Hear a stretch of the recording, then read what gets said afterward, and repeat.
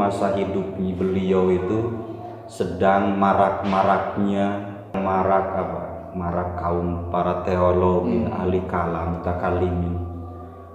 Sedang marak juga sufisti, sedang marak juga madhab-madhab fikih gitu ya. Madhab-madhab fikih. Sehingga beliau merenung bahwa kenapa bisa setiap orang mengklaim bahwa itu kebenarannya gitu ya. Bukankah ada satu titik temu yang bisa didamaikan itu kan? Mestinya kan orang berpikir seperti itu ya. Tapi kenapa ini mutakallimin ya, sayang satu golongan berpendapat bahwa ini yang paling benar.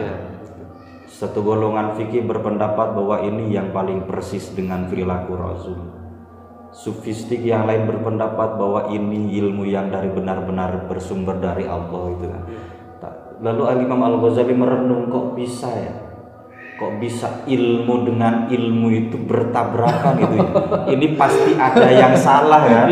Pasti ada yang sampai salah. Berpikir dalam seperti itu ya. Ini pasti ada yang salah. Apa yang salahnya? Bukan ilmu tapi apa? Manusianya kan itu. Manusianya kok bisa ilmu dengan ilmu bertabrakan, kebenaran dengan kebenaran bersilangan.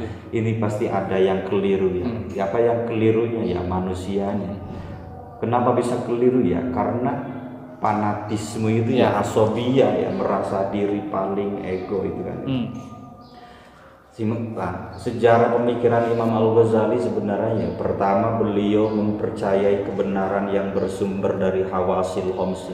Kalau istilah kita itu panca indera. Panca indera. Bahwa kita mampu menyimpulkan api itu panas setelah kita meraba kan itu ya. Bahwa kita menyimpulkan musik itu enak setelah kita mendengar itu kan apa ya? Bahwa kita mampu menyimpulkan bahwa sate itu enak setelah kita mencicipi itu kan pengetahuan hawasi ya, panca indera. Tapi Imam Al-Ghazali kemudian skeptis ya, menemukan keraguan bahwa kebenaran itu bukan hanya tunggal bersumber dari panca indera. Imam Al-Ghazali mempertanyakan bahwa mata sekalipun ya, panca indera yang paling berpengaruh ternyata bisa berkesimpulan keliru. Contoh begini ya, beliau memberi contoh kita berpendapat tatkala memandang cakrawala langit, kita berpendapat bahwa bintang itu ternyata kecil, matahari ternyata kecil, itu kan kesimpulan mata ya.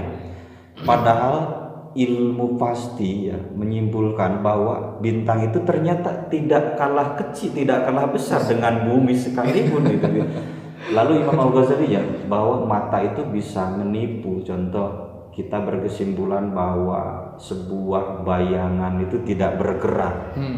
Tapi melalui analisa dan melalui kelama-lamaan ternyata bayangan itu bergerak juga. Itu kan ada kalanya mata menipu. Maka beliau tiba pada skeptis ya, atau syak lah istilah Arab itu, ragu ya. Oh, ternyata mungkin kebenaran itu bukan hanya dominasi indrawi saja. Maka beliau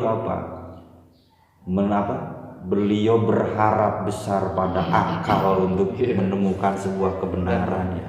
Pada fase selanjutnya berarti ke akal ya. Kalau mungkin akal sanggup menemukan sebuah kebenaran.